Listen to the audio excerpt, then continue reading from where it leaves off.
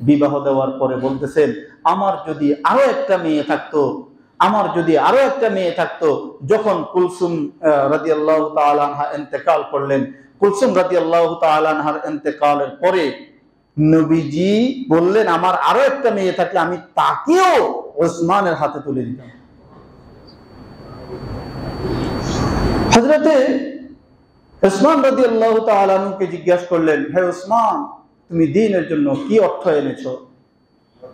বলেন, ইয়া রাসূলুল্লাহ, ইয়া হাবিবাল্লাহ, আমি আমার যা সম্পদ আছে, আমার ব্যবসার যা মাল আছে, সমস্ত মালের 4 ভাগের রুবু, হাদিসের শব্দ রুবুটা আমি মসজিদে নববীর সামনে নিয়ে আসছি। সাহাবায়ে কেরাম বের হয়ে দেখলেন সম্পদের টাল। নবীজি বললেন, তুমি ভালো করেছো। হযরত ওমর আসলেন, ওমর, তুমি কি দিয়েছো? বলি, ইয়া রাসূলুল্লাহ, ইয়া হাবিবাল্লাহ, আমার সম্পদের যা আছে, আমার সম্পদের যা আছে তার অর্ধেক আমি আপনার হাতে আল্লাহর জন্য তুলে দিয়েছি। হযরত ওমর বললেন, নবীজি বললেন, হ্যাঁ, তুমি ভালো করেছো। এবার হযরত আবু বকর আসলেন, আবু বকর, তুমি কি নিয়ে এসেছো? হযরত আবু বকর বলে, ইয়া রাসূলুল্লাহ, ইয়া হাবিবাল্লাহ, আমার যা ছিল, মক্কা থেকে যখন আমি মদিনায় আসছি, সেখানে তো আমার ঘর বাড়ি দখল করে নিয়েছে কাফেররা। সাথে যেই সম্পদ আমি নিয়ে এসেছিলাম, আপনি যখন মসজিদে নববী করবেন, মসজিদে নববী বানাবেন, আপনি যখন হযরত আবু আইয়ুব আনসারী রাদিয়াল্লাহু তাআলা আনহু বাড়িতে দাঁড়াইয়া বললেন, এখানে আমি একটা মসজিদ বানাবো, 2 জন এতিম ছেলের জায়গা ছিল, তারা বলেছে, ইয়া রাসূলুল্লাহ, এই জায়গাটা আমি আপনার হাতে দিয়ে দিলাম, মসজিদ বানান। আপনি বলেছেন, না, তোমরা এতিম, তোমাদের সম্পদ আমি এভাবে নিতে পারি না। ও আমার সাহাবা, তোমাদের মধ্যে কে আছো, এই মসজিদের জায়গাটা আমাকে কিনে দিবা এতিমদের থেকে, এতিমদেরকে টাকা দিয়ে দিবা, জায়গাটা আমাকে দিবা, মসজিদ বানাবো। তখন আবু বকর বললেন, ইয়া রাসূলুল্লাহ, ইয়া হাবিবাল্লাহ, আমি মক্কা থেকে আসার সময় যা নিয়ে এসেছি, এই দিরহামগুলো দিয়ে এই মসজিদের জায়গা হয়ে যাবে। আমি তো তখনই আপনার হাতে দিয়ে দিয়েছি। এখন আমার ঘরে কিছু ঠোলামালা কিছু মাল ছিল, আল্লাহর রাসূল যখন এলান করলেন আল্লাহর জন্য, আল্লাহ দ্বীনের জন্য অর্থ লাগবে, দান করা লাগবে, আমি আমার ঘরে সব কিছু নিয়ে এসেছি। বললেন, আবু বকর, তোমার জন্য কি রেখে এসেছো? তোমার জন্য, তোমার পরিবারের জন্য? বলে, আমার জন্য এবং আমার পরিবারের জন্য আমার রাসূল এবং আমার আল্লাহ যথেষ্ট। আল্লাহ তাআলা সেটাই করেছেন। সাহাবায়ে কেরাম এভাবে প্রকাশ্যে দান করেছেন, প্রতিযোগিতামূলক। তাআওয়ানু আলাল বিররি ওয়াত তাকওয়া ওয়া লা তাআওয়ানু আলাল ইসমি ওয়াল উদওয়ান। তোমরা প্রতিযোগিতা করো নেক কাজে, দ্বীনের কাজে। আর এই প্রতিযোগিতার জন্য কুরআনুল কারীমে যে আয়াত আল্লাহ রাব্বুল আলামিন বলেছেন, আল্লাযীনা ইউনফিকুনা আমওয়ালাহুম বিল-লাইলি ওয়ান-নাহার সিররান ওয়া আলানিয়া। যারা আল্লাহর জন্য দান করে, যারা আল্লাহর জন্য দান করে, প্রকাশ্যে, দিনে রাতে, প্রকাশ্যে এবং গোপনে, সিররান ওয়া আলানিয়া। কুরআনুল কারীমের সূরা বাকারার 274 নম্বর আয়াত আল্লাহ রাব্বুল আলামিন বলেন গোপনে এবং প্রকাশ্যে। এবার আল্লাহ ফলাফল ঘোষণা করতেছেন কি, ফালাহুম আজরুহুম ইনদা রাব্বিহিম, তাদের জন্য আমি রব্বে কারীমের নিকট প্রতিদান, তাদের প্রতিদান আমি রব্বে কারীম দেব। ও দুনিয়ার মানুষ, আজকে আমরা করি কি, আমরা একটা ইন্স্যুরেন্স করি, পরবর্তীতে আমরা এই পাবো, আমরা পেনশনের টাকা বিভিন্ন ব্যাংকে রেখে দেই, আমি এই পাবো ওই পাবো। ও রব্বুল আলামিন বলতেছেন, দুনিয়ার একটা ব্যাংকে বিশ্বাস করে যদি তুমি তোমার টাকা রেখে দিতে পারো, দুনিয়ার একটা ইন্স্যুরেন্স কোম্পানিকে বিশ্বাস করে রেখে দিতে পারো, তারা মেরেও খায়, তারা চলে যায়, দেউলিয়াও হয়ে যায়। আমি আল্লাহ দেউলিয়া হব না, আমি আল্লাহ বিশ্বাসঘাতকতা করব না। ফালাহুম আজরুহুম ইনদা রাব্বিহিম, আমি আল্লাহর নিকট তোমার অর্থটা সংরক্ষিত থাকবে। ফালা খাউফুন আলাইহিম ওয়ালা হুম ইয়াহজানুন, আমি রব্বে কারীম ঘোষণা দিচ্ছি, তোমার কবরে, হাসরে, ফুলসিরাতে, মিজানে কোথাও তোমার কোনো ভয় নেই, কোনো চিন্তা নেই। তোমার ওই দানের বিনিময়ে আমি আল্লাহ তোমার জন্য জান্নাতকে সাজাবো। মুসলিম শরীফের হাদিস, নবীজি সাল্লাল্লাহু আলাইহি সাল্লাম ইরশাদ করেন, যেই ব্যক্তি ইখলাসের সাথে নিজের হালাল উপার্জন করা টাকা দান করবে, দান করার পরে কি হবে? হযরত আবু বকর রাদিয়াল্লাহু তাআলা এই হাদিসটার মধ্যে এসে হযরত আবু বকর বলতেছেন, ইয়া রাসূলুল্লাহ, আমার তো এখনই লোভ হচ্ছে। কি? নবীজি বলেন, একজন নামাজি, একজন রোজাদার, একজন হজকারী, তাদের জন্য জান্নাতে বিভিন্ন গেট থাকবে। এটা নামাজির গেট, এটা রোজাদারের গেট, এটা হজকারীর গেট। কিন্তু দানকারী, যেই ব্যক্তি দান করে, তার সাধ্য অনুযায়ী দান করে, আল্লাহর হাবিব বলেন, একজন দানকারী যখন জান্নাতের সামনে যাবে, জান্নাতের যতগুলা গেট আছে, নামাজের গেট, রোজার গেট, হজের গেট, যাকাতের গেট, সমস্ত গেট ডাকবে, তুমি আমার ভেতর দিয়ে জান্নাতে প্রবেশ করো। ও ভাই, আমরা আজকে সুবহানাল্লাহ বললে জান্নাত পেতে চাই। আমরা মনে করি শুধু সুবহানাল্লাহ তাহাজ্জুদ করব আর জান্নাত পেয়ে যাব। আপনি আল্লাহ রাব্বুল আলামিন কোরআনে কারিমে যত জায়গায় শারীরিক ইবাদতের কথা বলেছে, তত জায়গায় মালি ইবাদতের কথা বলেছেন। কিভাবে বলেছেন? ইয়া আইয়ুহাল্লাযীনা আমানু হাল আদুল্লুকুম আলা তিজারাতিন তুনজিকুম মিন আযাবিন আলীম। হে ঈমানদারগণ, আসো একটা ব্যবসা করবো আমার সাথে, লাভজনক ব্যবসা। একটা ব্যবসা আছে, লাভজনক ব্যবসা। যেই কথাটা বলে মাল্টিমিডিয়া মার্কেটিং কোম্পানিগুলো, এমএলএম কোম্পানিগুলো বিভিন্ন সময় আমাদেরকে ধোঁকার মধ্যে অল্প টাকায় অনেক ব্যবসা বলে আমাদের সমস্ত পুঁজি খেয়ে উধাও হয়ে যায়। এমন একটা প্রস্তাব আল্লাহর পক্ষ থেকে দিচ্ছেন। আল্লাহর প্রস্তাবে কোনো মাইর যাওয়ার সম্ভাবনা আছে? উধাও হওয়ার সম্ভাবনা আছে? আল্লাহ তাআলা বলতেছেন কি? ইয়া আইয়ুহাল্লাযীনা আমানু হাল আদুল্লুকুম আলা তিজারাতিন তুনজিকুম মিন আযাবিন আলীম। আমি তোমাদের সাথে একটা ব্যবসা করতে চাই, যেই ব্যবসার বিনিময়ে তোমাদেরকে কবরের, হাসরের, ফুলসিরাতের, জাহান্নামের দর্দনাক ভয়ঙ্কর আযাব থেকে মুক্তি দেওয়া হবে। এই ব্যবসা করতে রাজি আছি?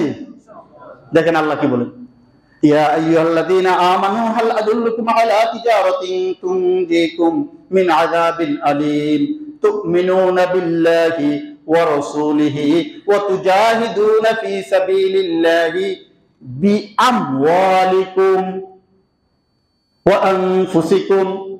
কাজ করতে হবে, তোমরা ঈমান আনবা আল্লাহর উপর। ব্যবসা করার ক্ষেত্রে শর্ত কি? শর্ত এক নম্বর শর্ত হলো কি? আল্লাহর উপর ঈমান আনতে হবে। তুমিনুনা বিল্লাহি, দুই নম্বর ওয়া রাসূলিহি, এবং রাসূলের উপর ঈমান আনবা। তিন নম্বর বিষয় হলো বিআমওয়ালিকুম, মাল। এই শব্দটাকে আমরা বুঝি, মাল মানে কি? সম্পদ। মাল মানে সম্পদ। এই মাল শব্দের বহু বচন হলো আমওয়াল। বিআমওয়ালিকুম ওয়া আনফুসিকুম, তোমরা যদি আমার সাথে তোমাদের মাল দ্বারা, তোমাদের জান দ্বারা তোমরা এগুলোকে আল্লাহর রাস্তায়, জিহাদের ময়দানে অথবা আল্লাহর সন্তুষ্টির জন্য যে কোনো জায়গায় খরচ করো, এই দুইটা কাজ যদি আমার সাথে ব্যবসা করো, ও বান্দা, আমি আল্লাহ তোমাকে জাহান্নামের কঠিন আযাব থেকে মুক্তি দান করব। করতে হবে, করব ইখলাসের সাথে, হালাল মাল দ্বারা। তাহলে মনে রাখবেন, আপনার এই ইখলাসওয়ালা দানের বরকতে আল্লাহ তাআলা আপনাকে কবরের, হাসরের, ফুলসিরাতের, মিজানের, জাহান্নামের কঠিন আযাব থেকে আল্লাহ মুক্তি দান করবেন। ও ভাই, আজকে যারা মসজিদের কাতারে আছি, আমাদের সমবয়সী কত মানুষ কবরস্থানে চলে গেছে না? কি নিয়ে গেছে বলেন? কি নিয়ে গেছে? দুনিয়ার সমস্ত পণ্যের মধ্যে একটা ব্যবধান হয়। ঘর বাড়ি, কারো হয় টিন শেড, কারো হয় টিনের, কারো হয় দোতলা, কারো হয় 10 তলা, কারোটা মার্বেল পাথর দিয়ে করাটা, কারোটা নরমাল টাইলস দিয়ে করা, কারোটা নিট ফিনিশিং।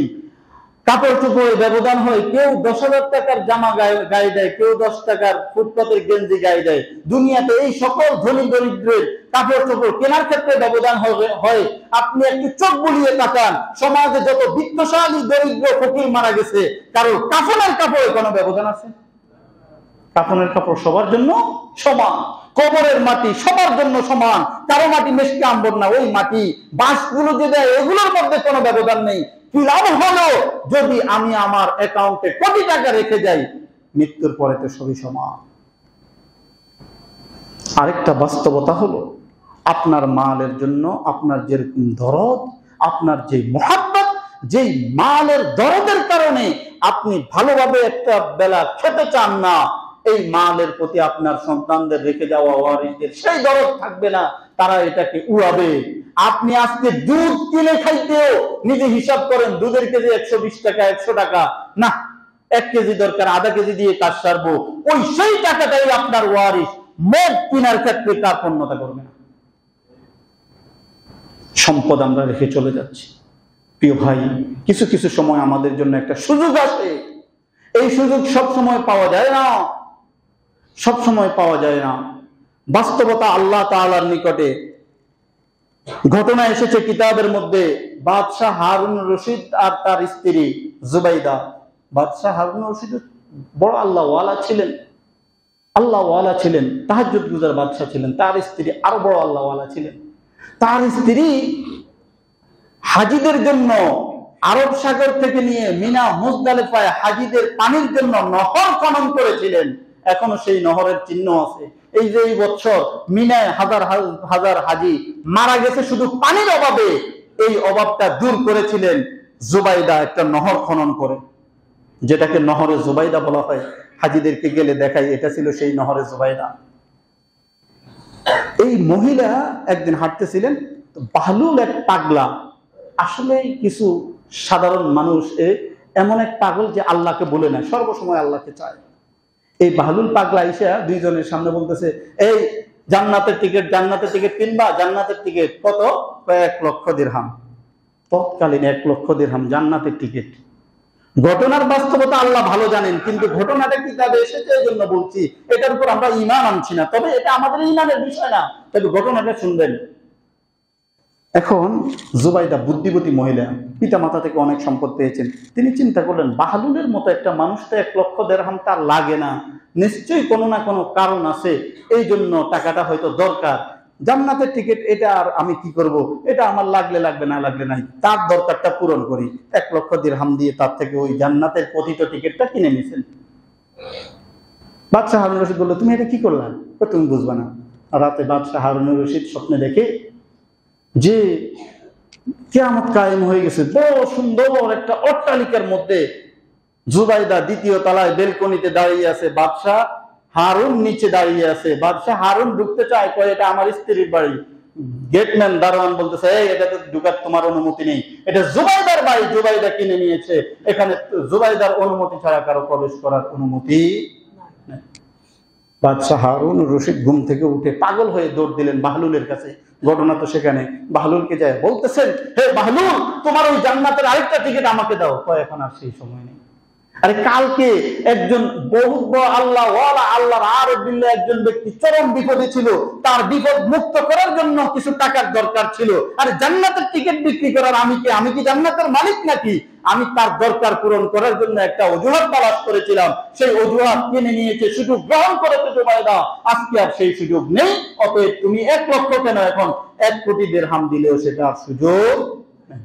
প্রিয় ভাইয়েরা আমার, আল্লাহর মেহেরবানিতে আমি এই মসজিদে আসার পর থেকে কখনো কারো নাম ধরে বলি নাই, ভাই মসজিদের ছাদ ঢালাই হবে, মসজিদের জায়গা কিনবো, আপনি কত দিবেন, এভাবে নাম ধরে বলি নাই।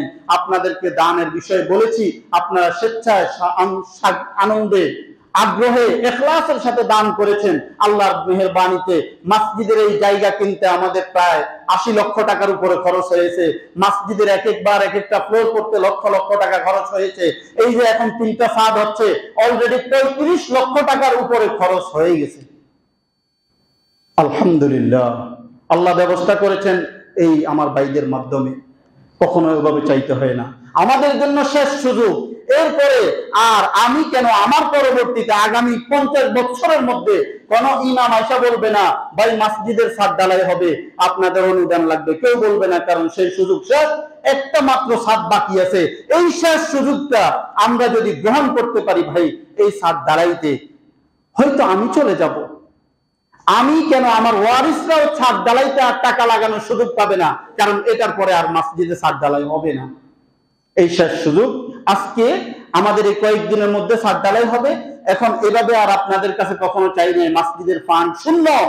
অতএব আমরা এখন আমাদের সামনে একটা শীট নিয়ে আসবে, আমরা প্রত্যেকেই দান বাক্সে যেমন টাকা দান করে, এভাবে আমাদের সামনে দিয়ে প্রত্যেকটা ফ্লোরে একটা অনুদানের শীট নিয়ে আসবে। আমরা প্রত্যেকে নাম এবং মোবাইল নাম্বার আর কে কত টাকা দিব। আমাদের 300 ব্যাগ সিমেন্ট লাগবে, এই যে ছাদ ঢালাই এবং বাকি যে কাজ আছে এটুকু করতে 300 ব্যাগ সিমেন্ট লাগবে। এক ব্যাগ সিমেন্টের দাম 510 টাকা, 10 ব্যাগ সিমেন্ট। আমাদের 4 টন রড লাগবে।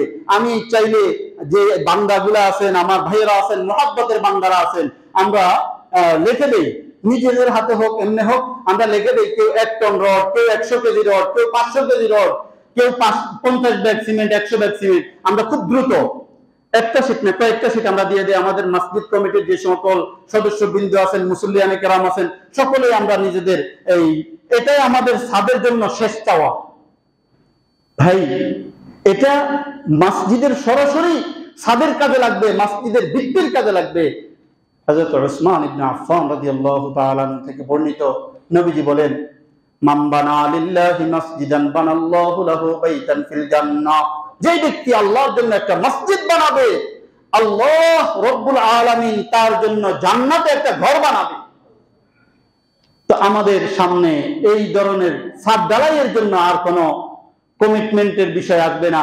আমরা মেহেরবানি করে প্রত্যেকে, একজন ভাইও বাদ না যায়, যার যা সাধ্য আছে, 500 টাকা সাধ্য আছে 500, 1000 টাকা সাধ্য আছে 1000, 50,000, 1 লাখ আমরা লিখে দেই।